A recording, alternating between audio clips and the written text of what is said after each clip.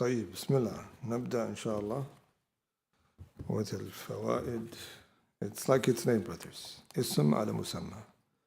It's filled of gems and benefits. We stopped off. Where did we stop off? Akhana Mahir.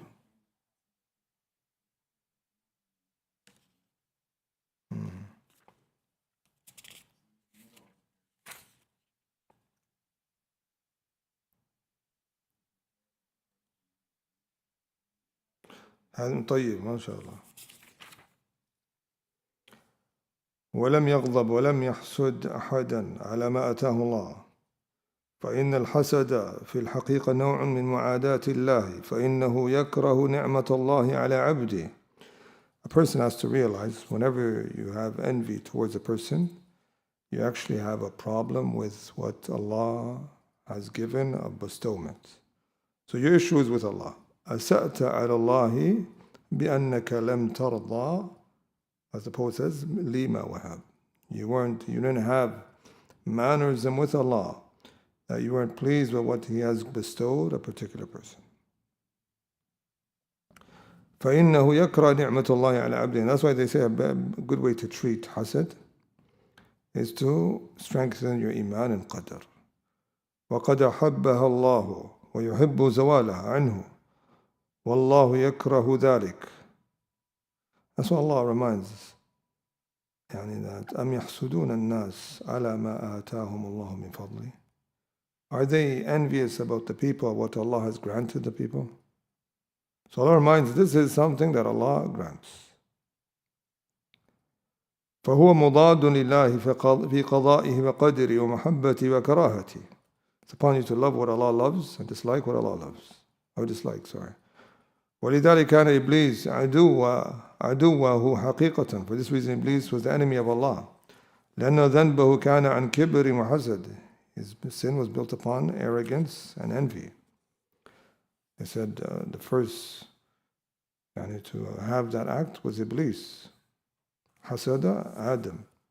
And also they said it was أول ذنب أُسِيَ الله في السماء وأول ذنب أُسِيَ الله في الأرض. The first sin that occurred that Allah was disobeyed with in the heavens, and the first sin Allah was disobeyed with on earth by the brother or the first of the sons of Adam, one of them to the other. فقلع هاتين الصفتين معرفة الله وتوحيده والرضا به وعنه والإنابة إليه. The way you remove these bad qualities of arrogance and envy, it is through knowing Allah and the Tawheed and be pleased with Him and turning back to Him. وَقَلْعُ الْغَضَبِ بِمَعْرِفَةِ النَّفْسِ. That's why we tell the people the way to strengthen, to remove these hatred from one another for personal affairs is to strengthen your Tawheed and your pleasure and your knowledge about Qadr. That's how you do it. That you're pleased with what Allah has granted you of station. And you're happy that what Allah has granted so and so. وقلع الغضب معرفة النفس وأنها لا تستحق أن يغضب لها. And he removes the anger from himself by knowing himself that he doesn't deserve that station of being angry about it. وينتقم لها, and he doesn't seek refuge for himself.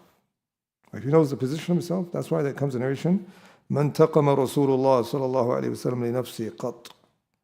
He never sought revenge for himself ever.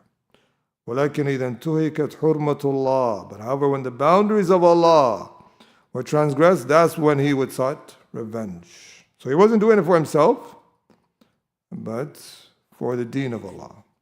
His anger was more for the deen of Allah, not for himself. And now we have sometimes a person, he seeks revenge for himself under the disguise of the deen. This is another scheme of the devil. فإن ذلك إيثار لها بالرضا والغضب على خالقها وفاطرها.